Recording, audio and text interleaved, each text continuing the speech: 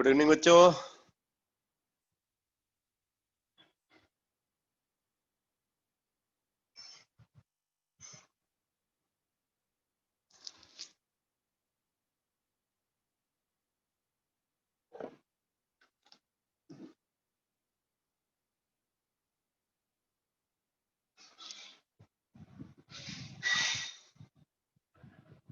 तो last class में हमने डिफ्यूजन एंड इफ्यूजन का कंसेप्ट को स्टार्ट किया था, जिसमें डिफ्यूजन और इफ्यूजन के बीच में क्या डिफरेंस होता है, डिफरेंस को क्लियर किया है।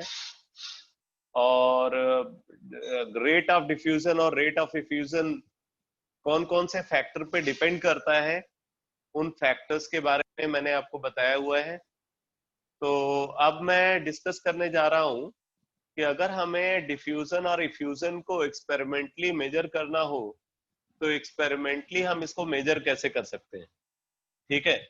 और फिर उसी पे बेस्ड न्यूमेरिकल्स। तो आप नोट करो, लिखो एक्सपेरिमेंटल मेथड फॉर डिटर्मिनेशन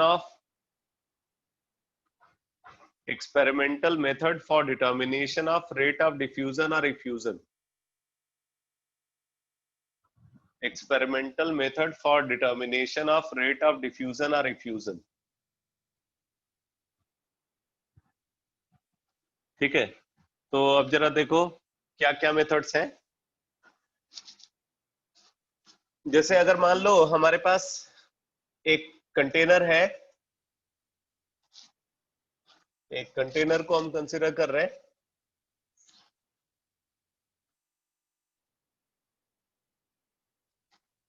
अगर इस कंटेनर के अंदर, कंटेनर से एक ट्यूब, ग्लास ट्यूब कनेक्टेड है, लॉन्ग थिन ग्लास ट्यूब जो है अगर इससे कनेक्टेड है, ठीक है, और यहां पे हमने स्टॉप कॉक को लगा रखा है।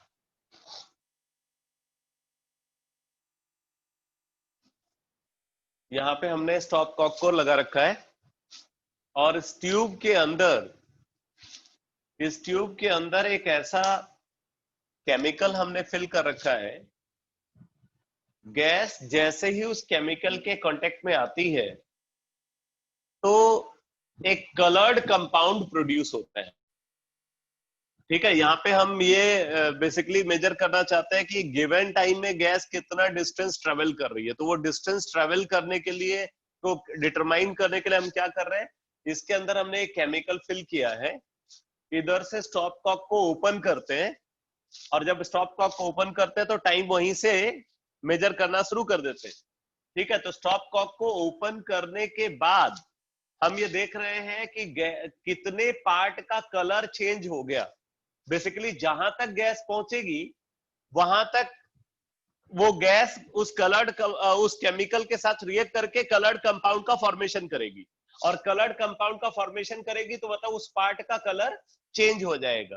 तो इस तरीके से हमें पता चल जाएगा कि गैस को उस पॉइंट तक पहुंचने में कितना टाइम लगा है। तो basically distance travelled by gas in a given time, अगर हम ये मेजर कर सके तो इसके बेसिस पे हम रेट ऑफ डिफ्यूजन और इफ्यूजन को डिटरमाइन कर सकते हैं, ठीक है। तो एक रिजल्ट तो ये मिलता है रेट ऑफ डिफ्यूजन और इफ्यूजन को कैलकुलेट करने के लिए।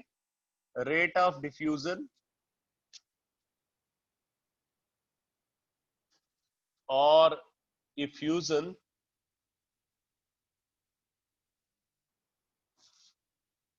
R is equal to distance traveled by the gas,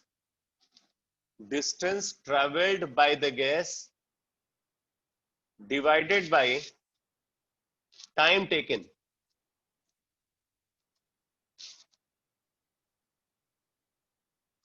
Distance traveled by the gas divided by time taken.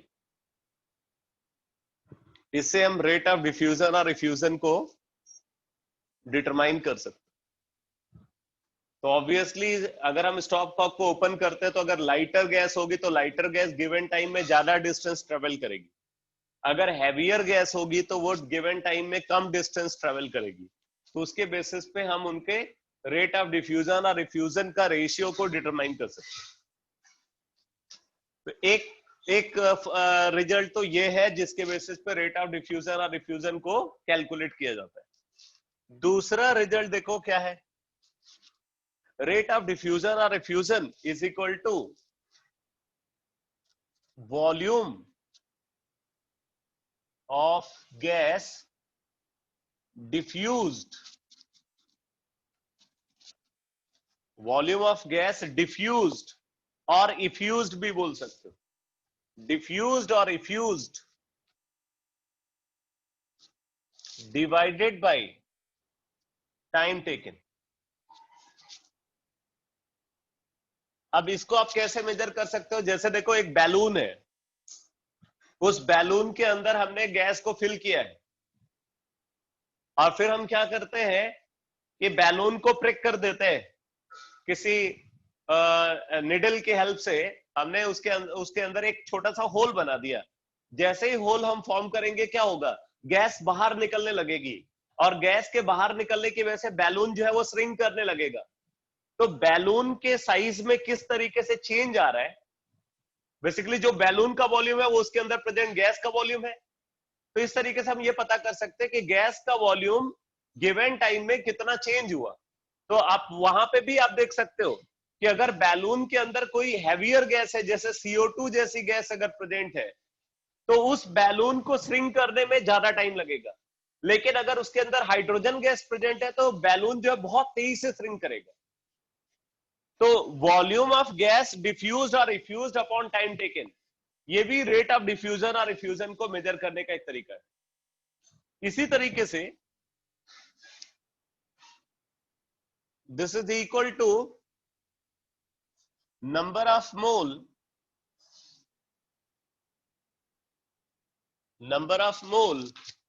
of gas diffused or effused divided by time taken।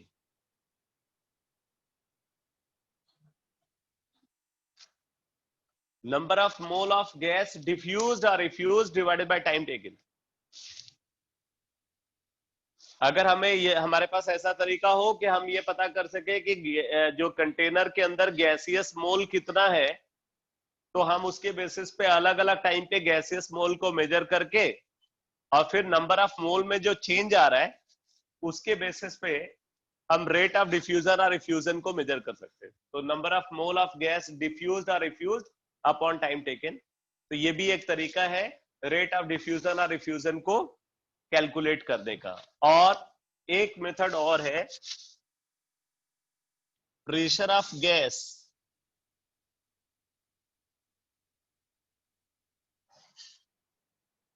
Pressure of gas decreased,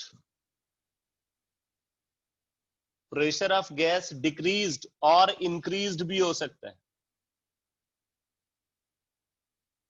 decreased और increased मतलब change in pressure of gas divided by time taken.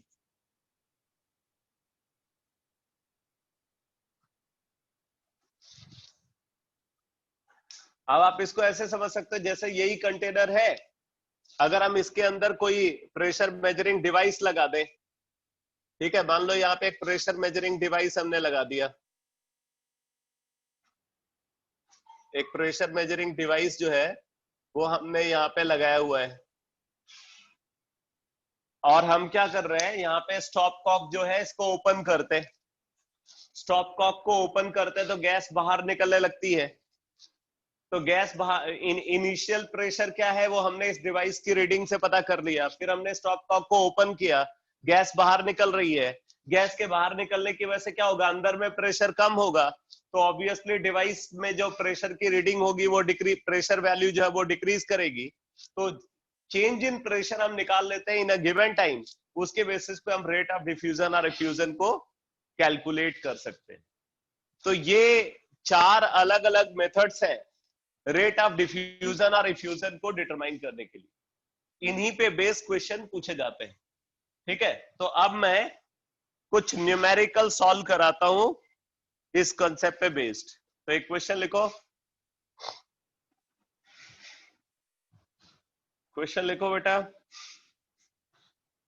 A straight glass tube, a straight glass tube, a straight glass tube has two inlets.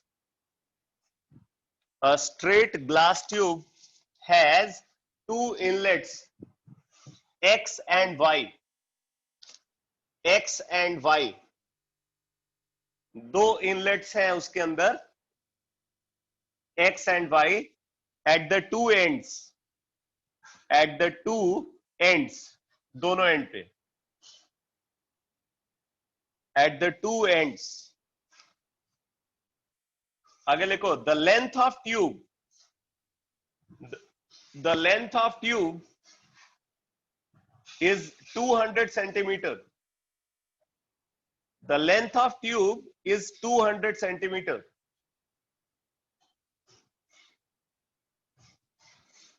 आगे लिखो, HCl gas at 1.2 atmosphere, HCl gas at 1.2 atmosphere is sent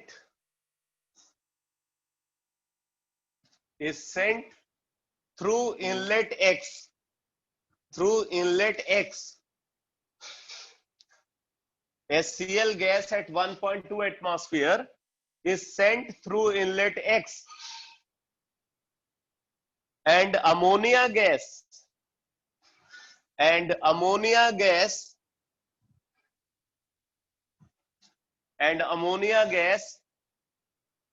at 1 atmosphere, at 1 atmosphere through inlet Y, through inlet Y is allowed to enter the tube, is allowed to enter the tube at the same time, is allowed to enter the tube at the same time. White fumes first appear, white fumes first appear at point L inside the tube, at point L inside the tube. Find the distance of L, find the distance of L from inlet X, from inlet X.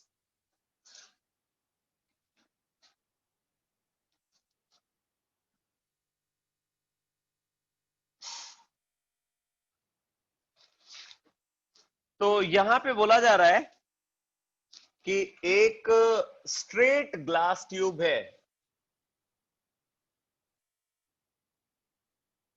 एक straight glass tube को consider कर रहे हैं। इस tube के अंदर दो inlet हैं,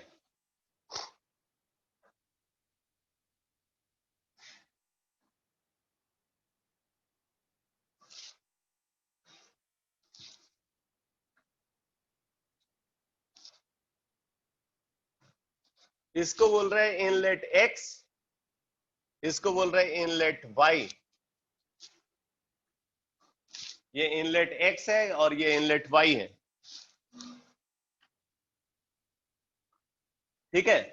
ट्यूब की लेंथ बता रहे हैं, length of the tube is 200 centimetre, length of the tube is 200 centimeter.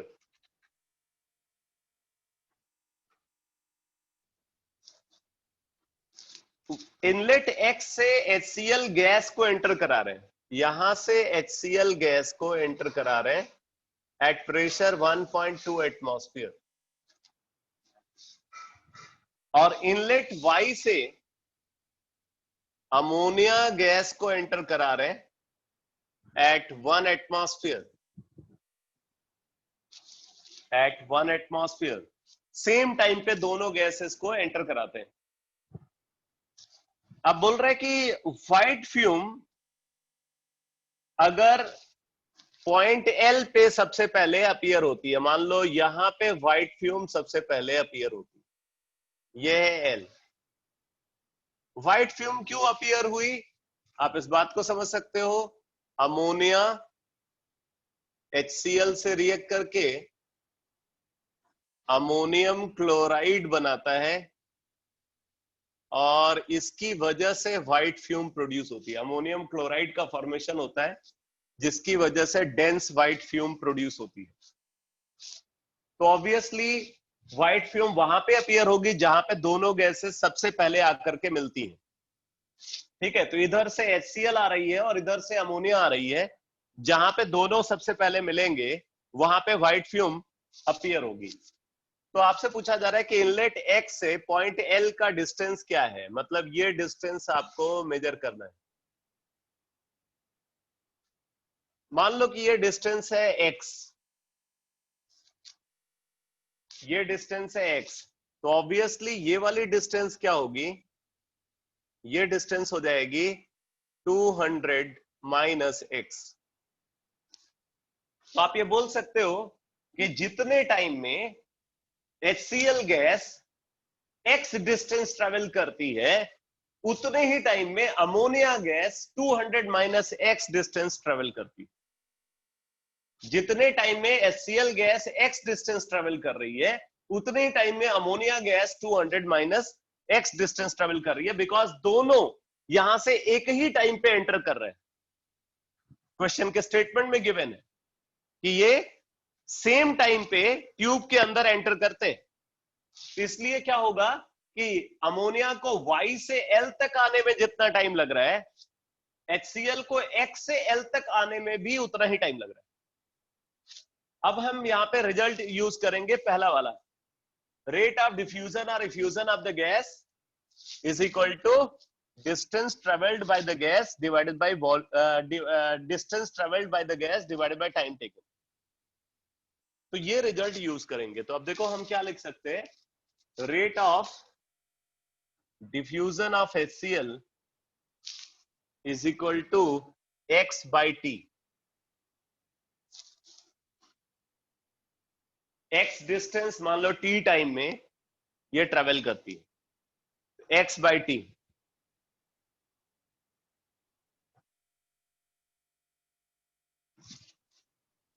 तो rate of diffusion of HCl is equal to X by T and this is directly proportional to कल जो result use किया था, जो result हमने देखा था उसके बेसिस पे, this is directly proportional to 1.2 P upon under root of M।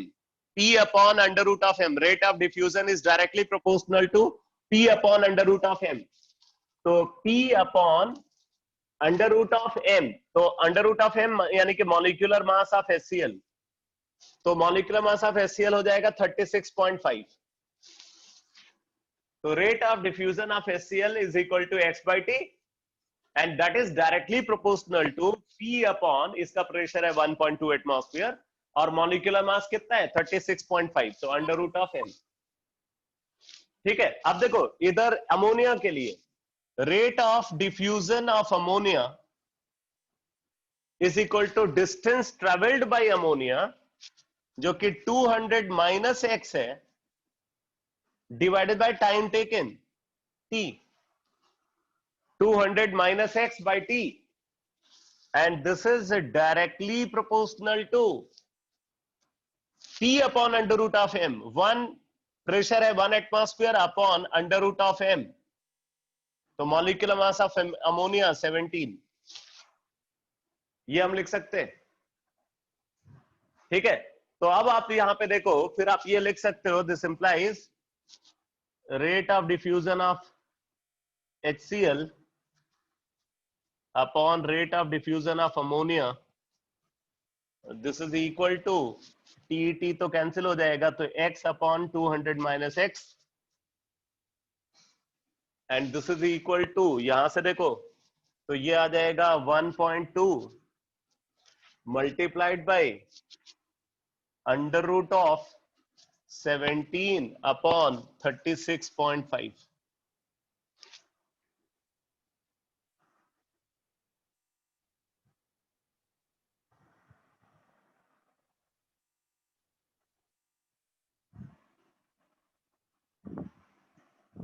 ठीक है, तो इसको आप सॉल्व करोगे, जरा सॉल्व करके बताओ एक्स वैल्यू क्या आती है।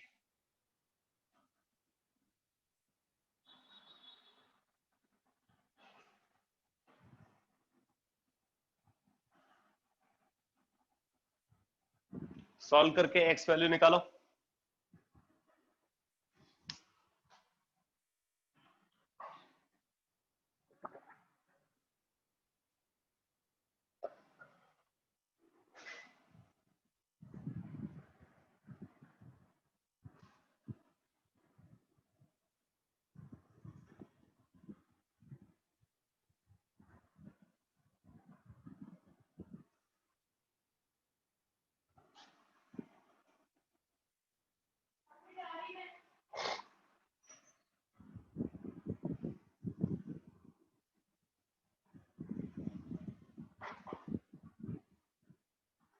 एट्टी वन तो ज्यादा अप्रोक्सीमेशन यूज कर लिया भाई।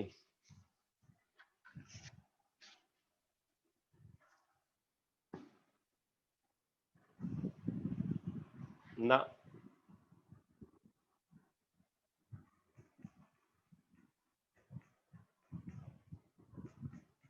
89.5 काफी क्लोज है। ये सॉल्व करके आ जाता है एक्स वैल्यू 90.1।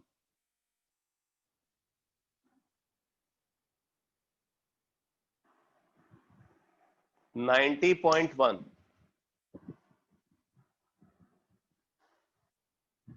ये त्रिपाठी साहब ने दूसरी वाली वैल्यू बता दी थी लगता है।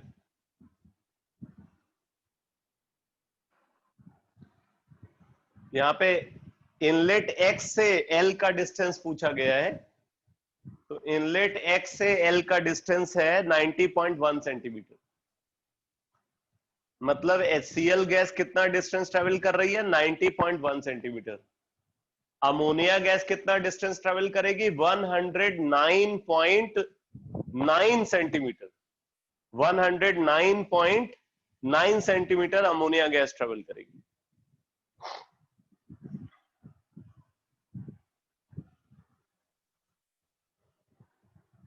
अरे टी सेम क्यों होगा, ऑब्वियसली जब दोनों एक ही टाइम पे एंटर कर रहे हैं, क्वेश्चन के स्टेटमेंट में गिवन है कि दोनों गैसेस एक ही टाइम में एंटर कर रही हैं।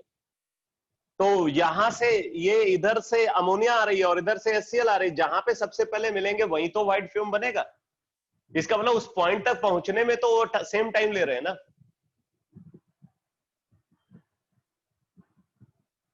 व्हाइट फिल्म जहां पे सबसे पहले मिल रही है, वहां तक पहुंचने में दोनों गैसेस ने सेम टाइम लिया है, बिकॉज वो साइमल्टेनियसली ट्यूब के अंदर एंटर कर रही हैं।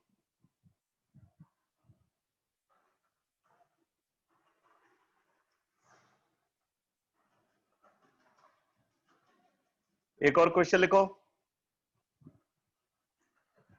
लिखो 1 mole of nitrogen gas, 1 mole of nitrogen gas at 0.8 atmosphere, 1 mole of nitrogen gas at 0.8 atmosphere takes 38 second to diffuse through a pinhole 1 mole of nitrogen gas at 0.8 atmosphere takes 38 second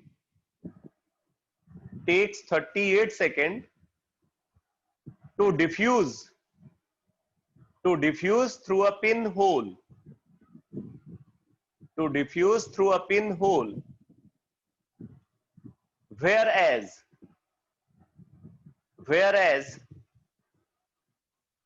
1 mole of an unknown compound, whereas 1 mole of an unknown compound of xenon, whereas 1 mole of an unknown compound of xenon with fluorine, 1 mole of an unknown compound of xenon with fluorine present at 1.6 atmosphere, present at 1.6 atmosphere, takes 57 seconds, takes 57 seconds to diffuse through the same hole, to diffuse through the same hole. Calculate the molecular formula.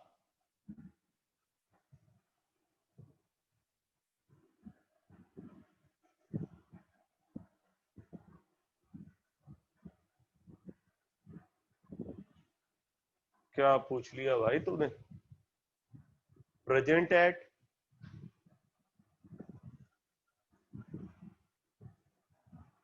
मैं एक बार फिर से repeat कर देता हूं. 1 mole of nitrogen gas at 0.8 atmosphere takes 38 seconds to diffuse through a pinhole, whereas 1 mole of an unknown compound of xenon with fluorine, whereas 1 mole of an unknown compound of xenon with fluorine present at 1.6 atmosphere, present at 1.6 atmosphere takes 57 seconds, takes 57 seconds to diffuse through the same hole. Calculate the molecular formula of the compound of xenon and fluorine. Calculate the molecular formula of the compound of xenon and fluorine. Atomic mass of xenon 131.3 है. Atomic mass of xenon 131.3. Solve करो.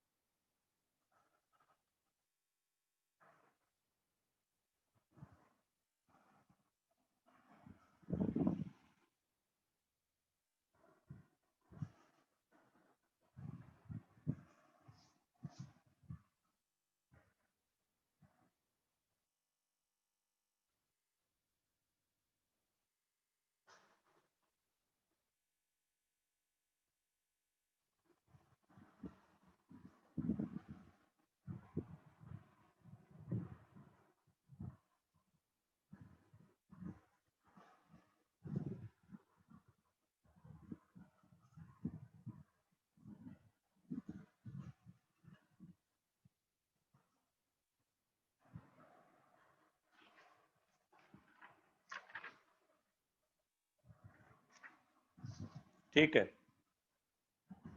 XeF6 is correct answer.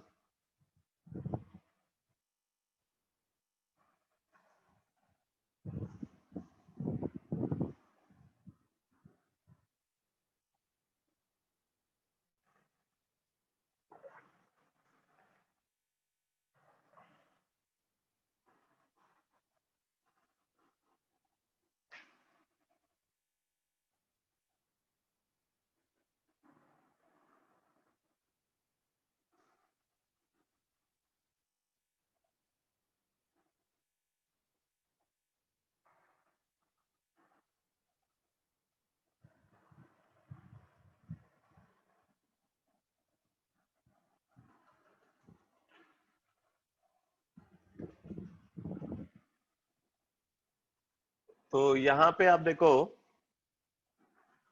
Rate of diffusion of nitrogen is equal to, वो last वाला result आपको use करना, change in pressure of nitrogen, तो 0.8 divided by time taken 38, ठीक है, and it is inversely proportional to, नहीं नहीं नहीं नहीं नहीं, गलत है, वो नंबर ऑफ मोल वाला रिजल्ट यूज करना है। बोल रहा है 1 मोल नाइट्रोजन गैस का जो कि 0.8 एटमॉस्फेयर पे है, डिफ्यूज होने में 38 सेकेंड लगता है, और 1 mole unknown compound of xenon and fluorine जो कि 1.6 एटमॉस्फेयर पे है, उसको डिफ्यूज करने में 57 सेकेंड लगता है। तो number of mole of gas diffuse upon time taken, ये रिजल्ट यूज करना है। तो 1 mole divided by time taken 38 second is directly proportional to, यहां पे प्रेशर है 0.8 atmosphere, 0.8 upon under root of molecular mass of nitrogen 28। इसी तरीके से rate of diffusion of unknown gas is equal to 1 upon 57, and this is directly proportional to 1.6 upon under root of molecular mass of gas। तो ये molecular mass of gas हमें निकालना है। तो अब हम इसको लिख सकते हैं, इन दोनों का रेशियो,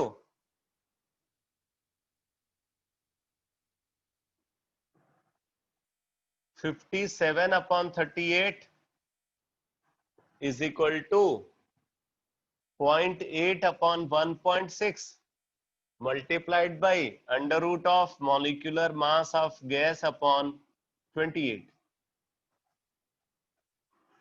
ठीक है, 57 by 38 यानी कि 3/2 is equal to 1/2 multiplied by under root of molecular mass of gas upon 28। तो 2 से 2 कैंसिल हो गया, स्क्वायरिंग कर दे तो 9 is equal to molecular mass of gas upon 28। तो यहां से molecular mass of gas निकाल लेते हैं। molecular mass of gas is equal to 28 into 9,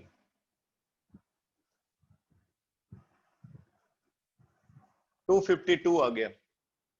molecular mass of gas 252। अगर मान लो कंपाउंड है XeFN, अगर ये कंपाउंड है, N निकालना है हमें, तो इसका मॉलिक्यूलर मास आ गया 252। तो आप इसको लिख सकते हो, this is equal to atomic mass of xenon, atomic mass of xenon plus N into atomic mass of fluorine 19 approximately।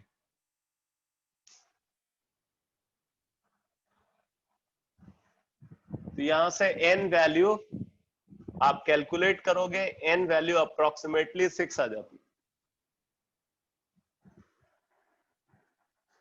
है। N is approximately 6, therefore compound is XeF6।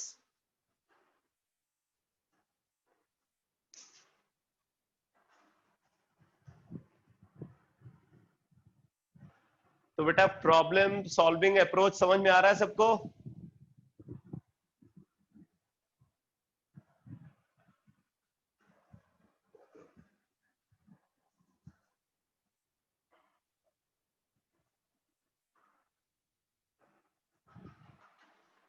एक और क्वेश्चन लिखो।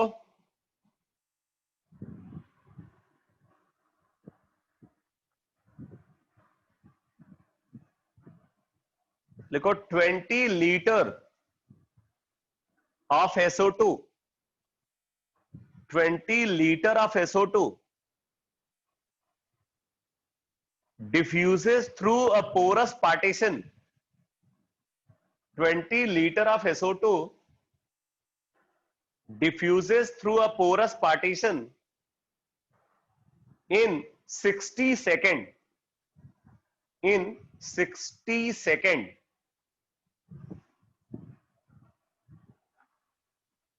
आगे लिखो, what volume of oxygen, what volume of oxygen will diffuse, what volume of oxygen will diffuse under similar condition in 30 seconds, under similar condition in 30 seconds.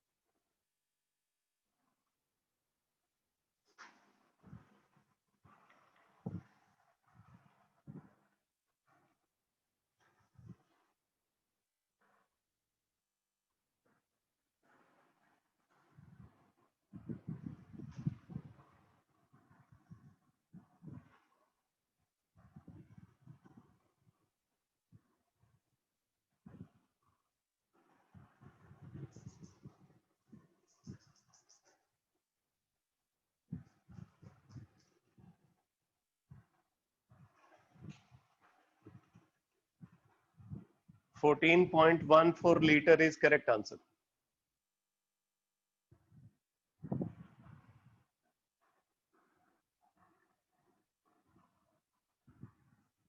तो यहां पे देखो, rate of diffusion of SO2 is equal to volume of gas diffused divided by time taken. 20 liter upon time taken, 60 second. And this is directly proportional to 1 upon, this is inversely proportional to under root of molecular mass of SO2, जो कि 64 है. ऐसे ही अगर आप oxygen के लिए consider करो तो व्हाट वॉल्यूम पूछा जा रहा है VO2 और टाइम टेकन है 30 second, is inversely proportional to under root of molecular mass of O2. ठीक है, तो अगर आप इसको डिवाइड कर देते हो तो क्या आ जाएगा भाई, 20 into 30 divided by 60 into VO2 is equal to under root of 32 by 64.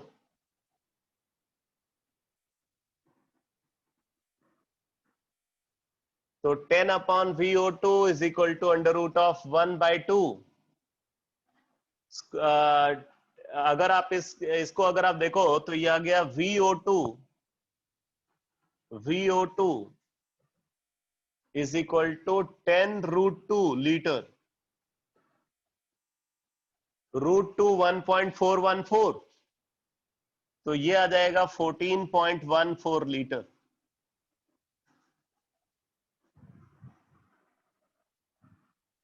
$14.14 litre ये करेक्ट आंसर है.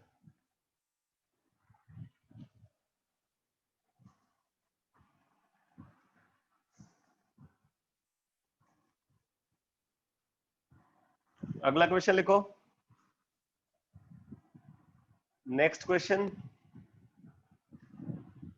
at 27 degree centigrade at 27 degree centigrade,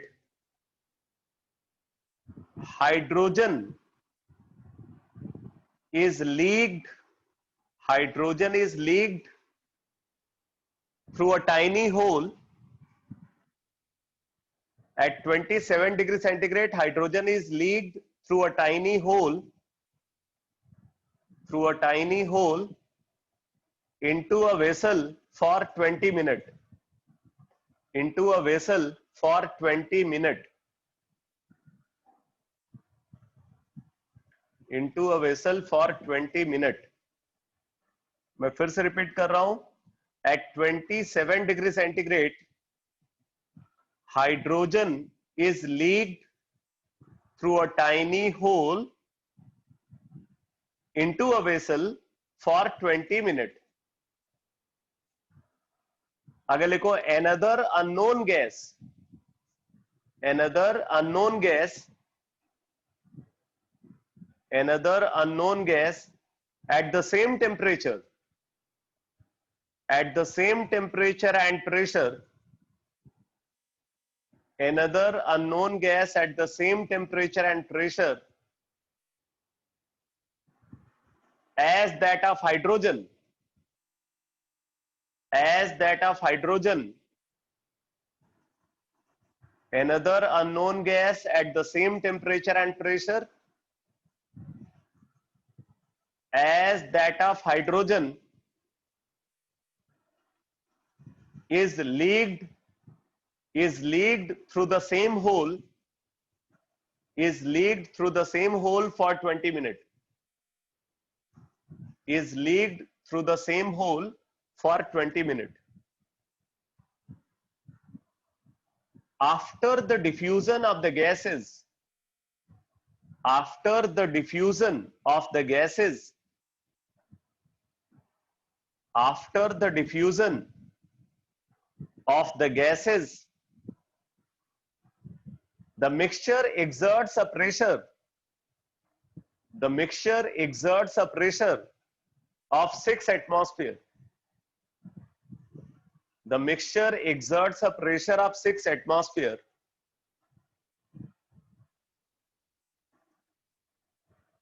Hydrogen content of the mixture. Hydrogen content of the mixture is 0.7 mole. Hydrogen content of the mixture is 0.7 mole.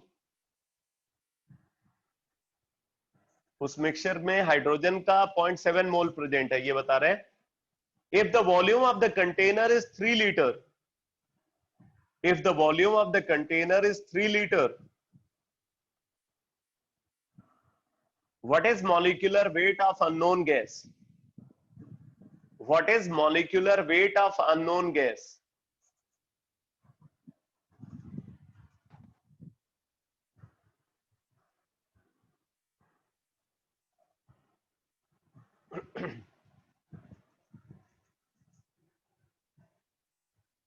Unknown gas का molecular weight determine करना है. What is the molecular weight of unknown gas?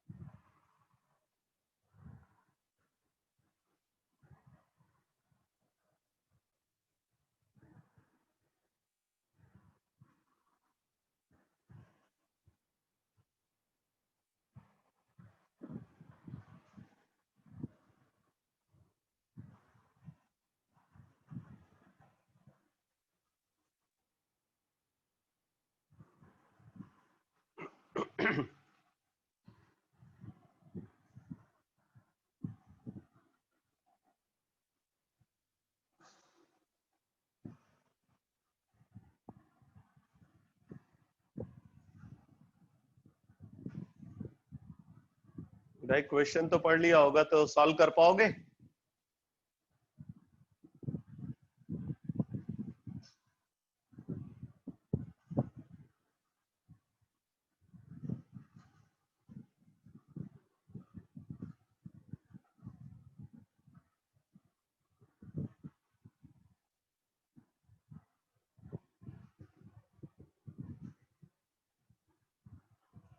बोलो बच्चों, solve हो जाएगा question?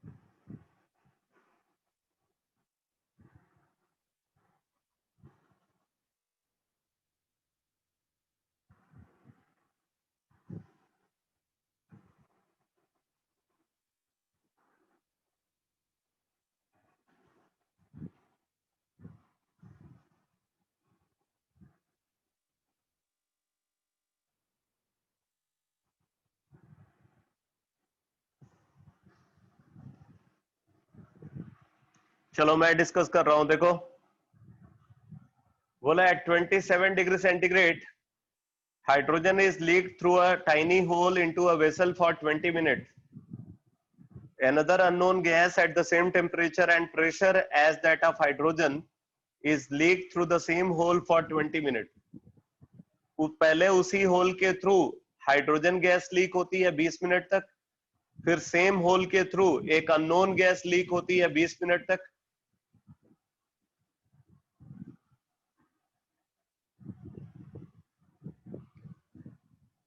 Molecular weight पूछा है बेटा, क्या बता रहे हो?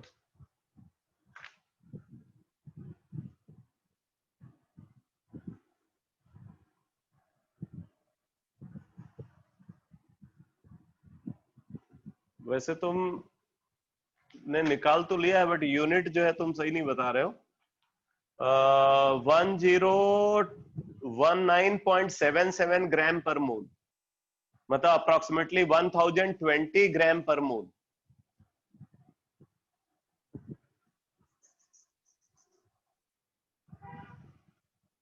ये 2.8 ग्राम क्या है बेटा अर्पित?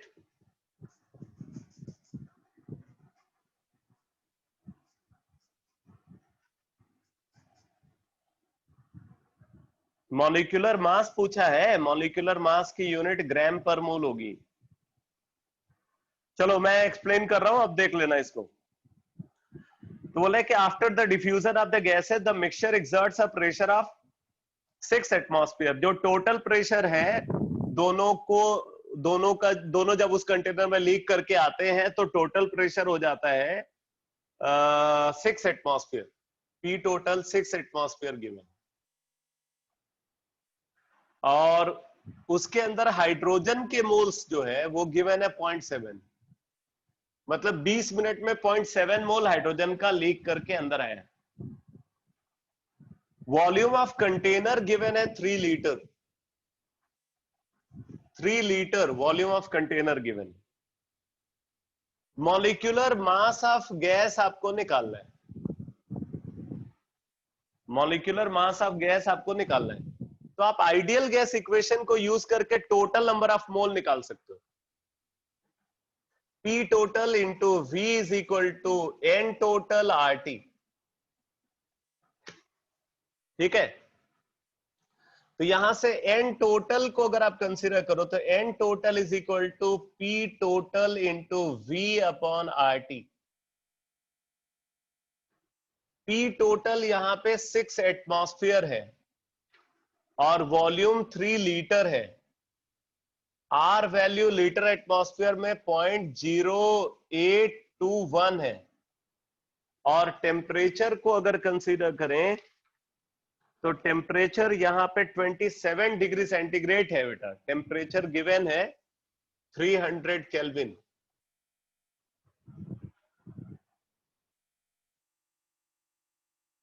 तो यहां से आप टोटल नंबर ऑफ मोल निकाल लोगे। टोटल नंबर ऑफ मोल आ जाएगा 6 अपॉन 8.21। अब इसको सॉल्व करके बताओ कि कितना आता है। 0.7308 0.7308 मोल ये आ गया।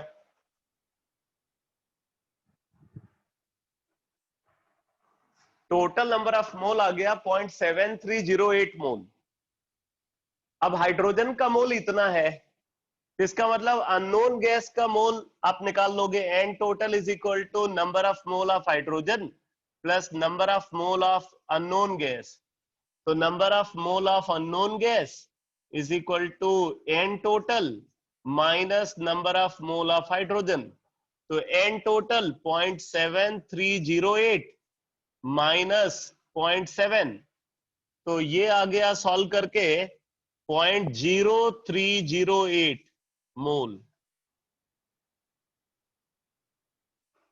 0.0308 मोल आ गया। अननोन गैस के मोल्स आ गए 0.0308।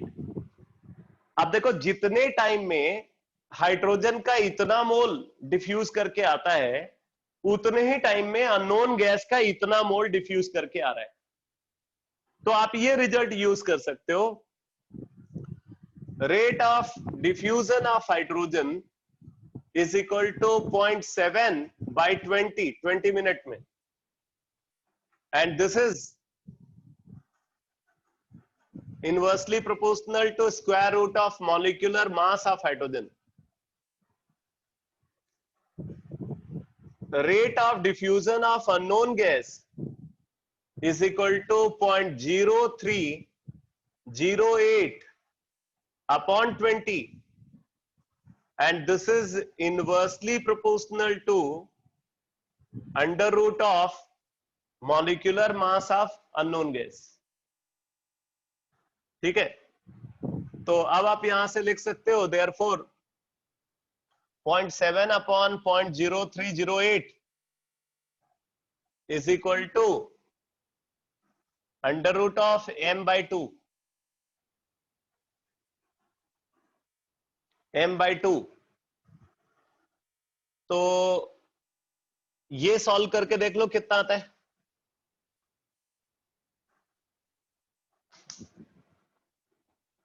ये कितना आता है?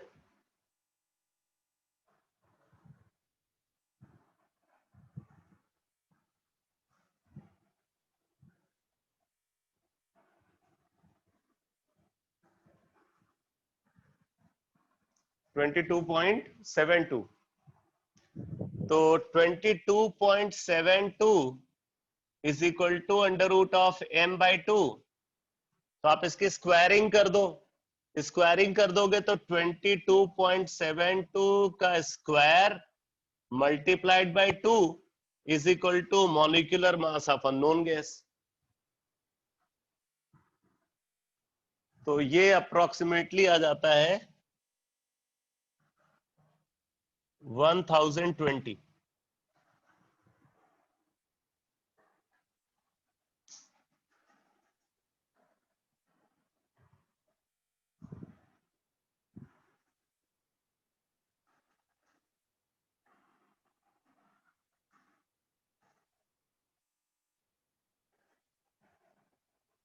तो इस क्वेश्चन का कंसेप्ट समझ में आ गया बेटा सबको?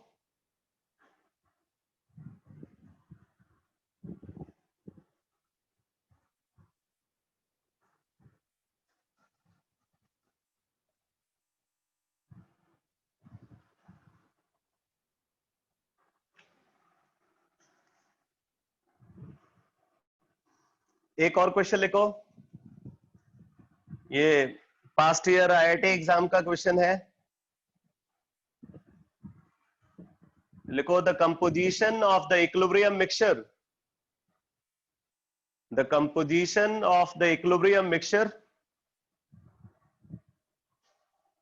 The composition of the equilibrium mixture.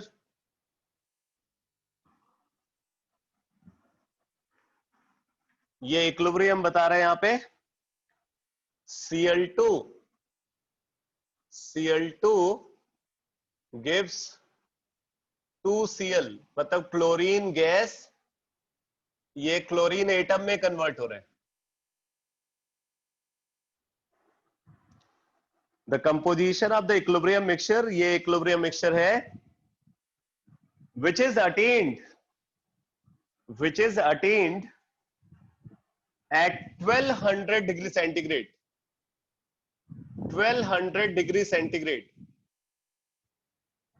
ये इक्विलिब्रियम 1200 डिग्री सेंटीग्रेड पे अटेन होता है। is determined by measuring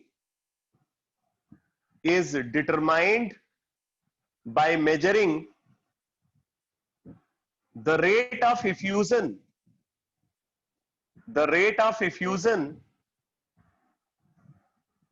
through a pinhole,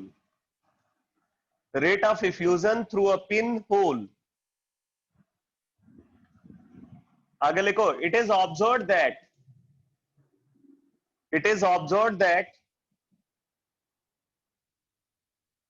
at 1.8 millimeter mercury pressure, 1.8 millimeter mercury pressure, the mixture effuses, इस मिक्सचर की बात कर रहे हैं, the mixture effuses 1.16 times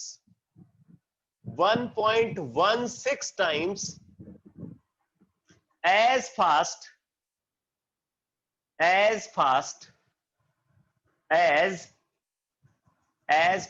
as krypton, inert gas है, krypton effuses, as fast as krypton effuses under the same condition.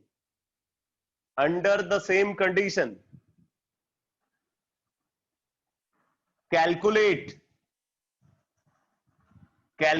the fraction of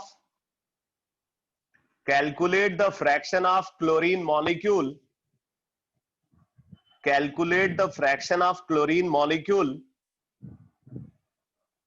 dissociated into atoms,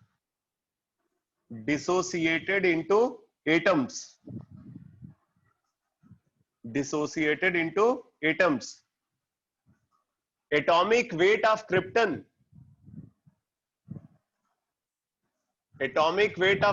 is equal to 84। Krypton का atomic weight 84 given है।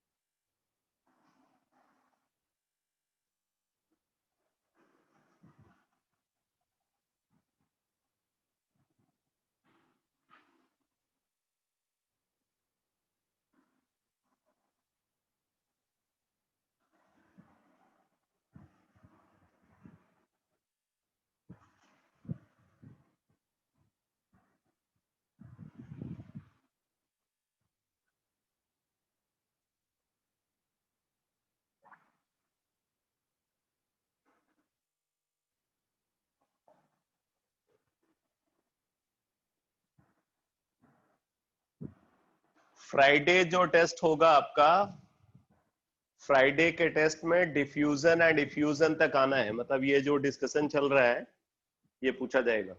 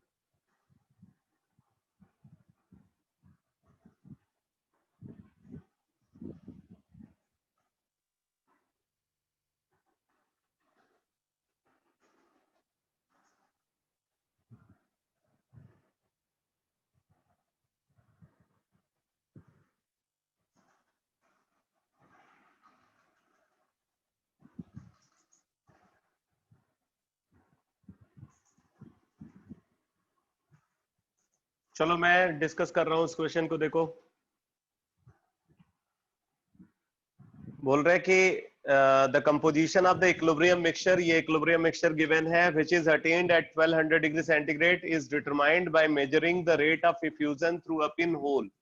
It is observed that 1.8 millimeter of mercury pressure, the mixture effuses 1.16 times as fast as krypton effuses under the same condition. Calculate the fraction of chlorine molecule dissociated into atoms, atomic mass of chromium, krypton given. तो आप इसको इस तरीके से देख सकते हो, यहाँ पे rate of effusion of mixture divided by rate of effusion of krypton, ये गिवन है 1.16. ये 1.16 गिवन है. इसको आप अप्रोक्सीमेटली 7/6 ले सकते हो. ठीक है. And this is equal to under root of molecular mass, मतलब molar mass of krypton 84 upon molecular mass of mixture.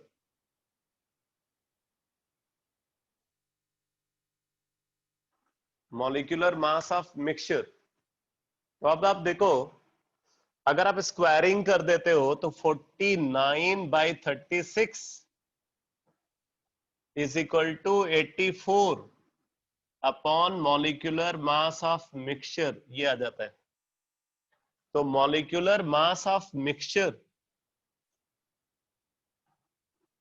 Molecular mass of mixture is equal to 36 into 84 divided by 49. 7 से अगर आप देखो, 7 7 जा 49, 7 12 जा 84, तो ये आ गया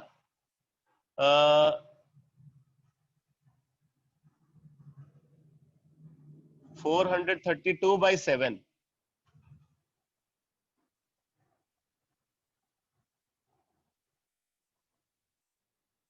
ये सॉल्व करके बताओ कितना आता है. 61.7. तो ये 61.7 आ गया. मॉलिक्यूलर मास ऑफ मिक्सचर आ गया 61.7. अब देखो, आप मॉलिक्यूलर मास ऑफ मिक्सचर को इस तरीके से लिख सकते हो. Molecular mass of mixture is equal to molar mass of chlorine molecule multiplied by mole fraction of chlorine plus molar mass of chlorine atom multiplied by mole fraction of chlorine atom. ऐसे लिख सकते हो इसको, average molecular mass का concept को consider करते हुए. ठीक है. तो यहां से अगर आप देखो तो फिर आप ये लिख सकते हो 61.7 is equal to molar mass of chlorine molecule, तो ये 71 हो गया, multiplied by mole fraction of chlorine, x मान लेते हैं इसको, plus molar mass of chlorine atom 35.5 multiplied by इसको 1 - x ले सकते हैं, क्योंकि टोटल मोल फ्रैक्शन 1 होता है. टोटल मोल फ्रैक्शन 1 होता है, तो मोल फ्रैक्शन ऑफ क्लोरीन जो है वो 1 - x हो जाएगा. अगर इसका x है तो इसका 1 - x. तो यहां से सॉल्व करके हमें x मिल जाएगा. तो आप इसको लिख सकते हो 35.5 plus 35.5x, 35.5 plus 35.5x is equal to 61.7. तो x is equal to 61.7 minus 35.5 divided by 35.5.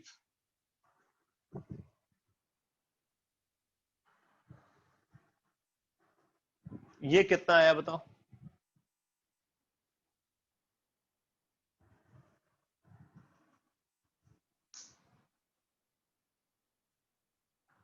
0.738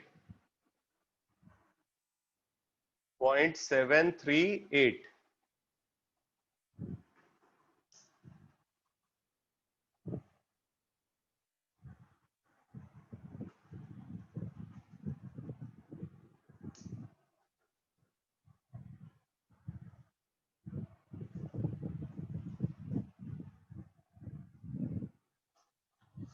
तो ये आ गया 0.738।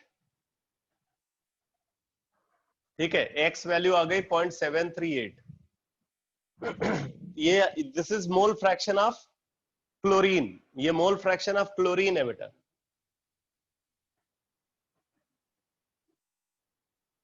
In the mixture. अब जरा देखो, अगर हम ये मान ले कि T इज इक्वल टू 0 पे इसका 1 मोल था और ये नहीं था, इक्विलिब्रियम पे मान लेते हैं कि इसका अल्फा डिसोसिएट हो गया, इसका अल्फा डिसोसिएट हो गया, मतलब बचा कितना, 1 माइनस अल्फा। और अब देखो, जब इसका अल्फा डिसोसिएट होगा तो इसका 2 अल्फा प्रोड्यूस होगा स्टोइकियोमेट्रिकली। तो अब आप यहां से देख सकते हो टोटल मोल कितना हो जाएगा, N total.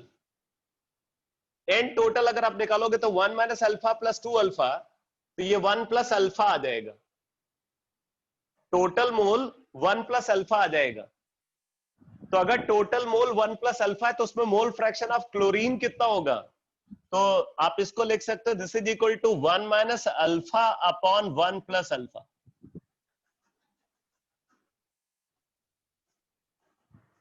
0.738 is equal to 1 minus alpha upon 1 plus alpha. कैसे भाई, देखो क्लोरीन के मोल इतने हैं और टोटल इतने हैं, तो मोल फ्रैक्शन ऑफ क्लोरीन क्या हो जाएगा, number of mole of chlorine upon total number of मोल। तो 1 minus alpha upon 1 plus alpha. अब जरा यहां से सॉल्व करके आप अल्फा वैल्यू बताओ कितना आता है, अल्फा क्या आता है।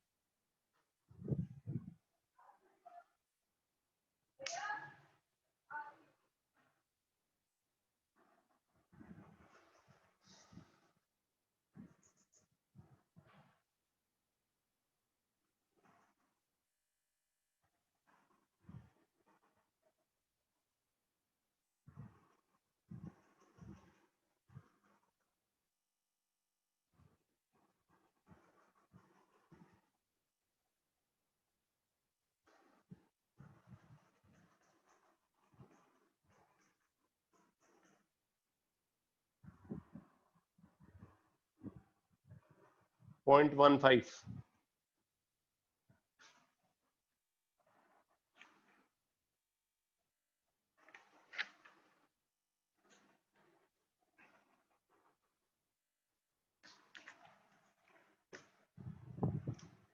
ये 0.14 के अप्रॉक्स आना चाहिए, 0.14 के अप्रॉक्स।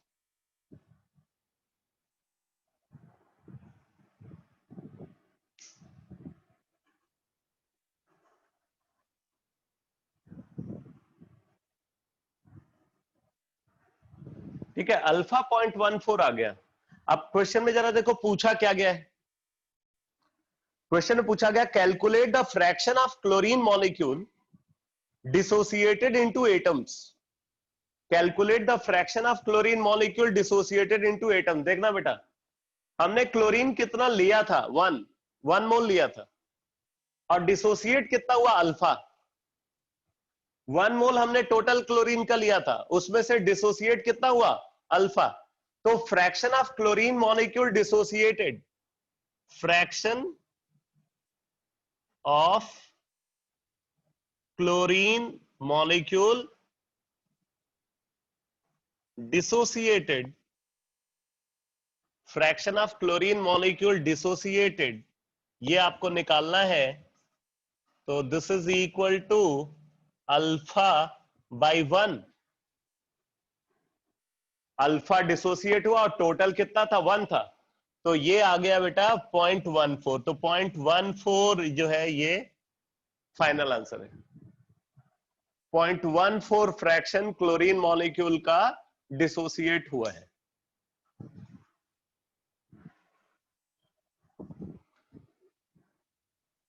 एक बार मैं पूरा क्वेश्चन को फिर से एक्सप्लेन कर देता हूं।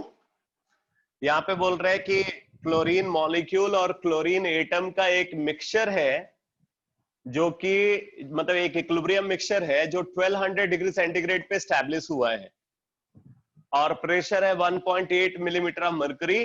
बोल रहा है कि ये मिक्सचर क्रिप्टन के कंपेयर में 1.16 टाइम्स फास्टर रेट से इफ्यूज हो रहा है। मतलब जो इसका रेट ऑफ इफ्यूजन है वो क्रिप्टन से कितना फास्ट है? 1.16 टाइम्स फास्ट है। क्रिप्टन का एटॉमिक मास गिवन है 84। अब यहां पे गिवन इंफॉर्मेशन क्या है? Rate of effusion of mixture upon rate of effusion of krypton is equal to 1.16, जिसको हम अप्रोक्सीमेटली 7/6 ले सकते हैं। ठीक है, and this is equal to under root of molecular mass of krypton upon molecular mass of mixture. ठीक है, तो अब देखो, अब हमने क्या किया, 7/6 is equal to this, squaring कर दिया तो 49/36 इज इक्वल टू ये आ गया। तो यहां से मॉलिक्यूलर मास ऑफ मिक्सचर हमने कैलकुलेट किया जो कि 61.7 आ गया। और मॉलिक्यूलर मास ऑफ मिक्सचर को हम क्या लिख सकते हैं? दो कंपोनेंट से ये मिक्सचर बना है, इसका मॉलिक्यूलर मास इनटू इसका मोल फ्रैक्शन प्लस इसका मॉलिक्यूलर मास इनटू इसका मोल फ्रैक्शन। ये अब वैल्यूज को पुट करके हमने मोल फ्रैक्शन ऑफ क्लोरीन निकाल लिया। मोल फ्रैक्शन ऑफ क्लोरीन आ गया 0.738। अब देखो मोल फ्रैक्शन ऑफ क्लोरीन 0.738 हमने निकाला है। अब आगे देखो, यहां पे हम एनालिसिस कर रहे हैं, हमने एज्यूम कर लिया कि भाई स्टार्टिंग में क्लोरीन का 1 मोल है। अब ये अमाउंट कुछ भी हो सकता है रिलेटिवली। अगर आप इसका 2 मोल लोगे, अगर 1 मोल ले रहे हो, इसका अल्फा डिसोसिएट हो रहा है, तो 2 मोल लोगे तो इसका 2 अल्फा डिसोसिएट होगा। अगर 3 मोल लोगे तो इसका 3 अल्फा डिसोसिएट होगा। तो मतलब रिलेटिव वैल्यू सेम रहेगी, इसलिए आप कुछ भी अमाउंट यहां पे ले सकते हो। तो हमने 1 मोल लिया है सिचुएशन को सिंप्लीफाई करने के लिए। 1 मोल क्लोरीन का है और क्लोरीन एटम का कोई अमाउंट नहीं है। इक्विलिब्रियम पे अगर मान लो इसका अल्फा डिसोसिएट हो गया तो बचा कितना? 1 माइनस अल्फा। तो स्टोइकियोमेट्रिकली इसका प्रोड्यूस कितना हुआ? 2 अल्फा। तो अब टोटल मोल हमने निकाला, टोटल मोल क्या आ गया? 1 minus alpha plus 2 alpha, that is 1 plus alpha. तो यहां से मोल फ्रैक्शन ऑफ क्लोरीन हमने निकाला, ये number of mole of chlorine upon total number of मोल, यानी कि 1 minus alpha upon 1 plus alpha. और ये वैल्यू हमने यहां पे कैलकुलेट किया है 0.738। इसको सॉल्व करके हमने अल्फा निकाला, अल्फा वैल्यू आई 0.14। और फिर आपसे पूछा गया कि क्लोरीन का कितना फ्रैक्शन, क्लोरीन मॉलिक्यूल का कितना फ्रैक्शन डिसोसिएट हुआ है। ठीक है, तो वो फ्रैक्शन निकालना है, तो वो हो जाएगा अल्फा अपॉन 1। तो अल्फा वैल्यू 0.14 आ गई, मतलब ये वैल्यू 0.14 आ गई। तो 0.14 इज द फाइनल आंसर। आया समझ में सबको?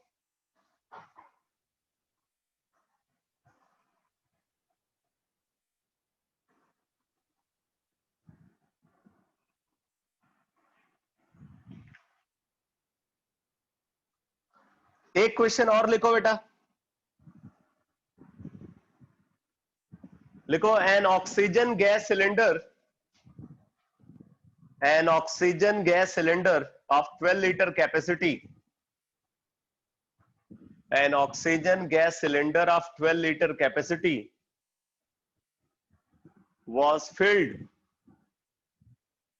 an oxygen gas cylinder of 12 liter capacity was filled to a pressure of, was filled to a pressure of 10 atmosphere,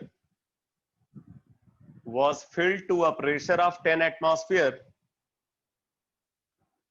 and was kept, and was kept, and was kept in an airtight chamber, and was kept in an airtight chamber, airtight chamber। आगे लिखो, because of faulty filling because of faulty filling of the cylinder, because of faulty filling of the cylinder, oxygen leaked out, oxygen leaked out into the chamber, oxygen leaked out into the chamber. Cylinder में leakage है, उससे oxygen leak करके chamber के अंदर आ जाती है. अगले को, if equilibrium pressure inside the chamber, if equilibrium pressure inside the chamber,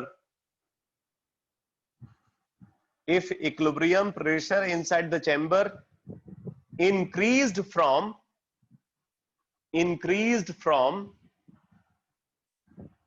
1 atmosphere to 1.1 atmosphere, 1 atmosphere to 1.1 atmosphere, oxygen के लीक करके चैम्बर में आने की वजह से चैम्बर के अंदर प्रेशर जो है, जो पहले 1 एटमॉस्फेयर था, अब वो इंक्रीज करके 1.1 एटमॉस्फेयर हो गया. 1 atmosphere to 1.1 atmosphere. What was the internal volume of the chamber? What was the internal volume of the chamber? आगे गिवन है, temperature remains constant throughout, temperature remains constant throughout, and volume of the wall of the cylinder, and volume of the wall, and the volume of the wall of cylinder was negligible, as compared to the volume of chamber, as compared to the volume of chamber.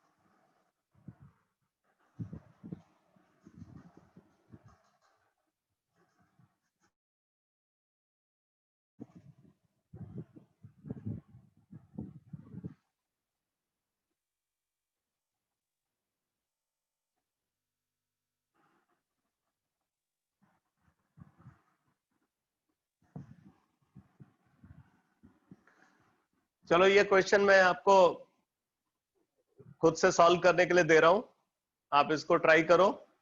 Answer मैं कल की class में बताऊंगा.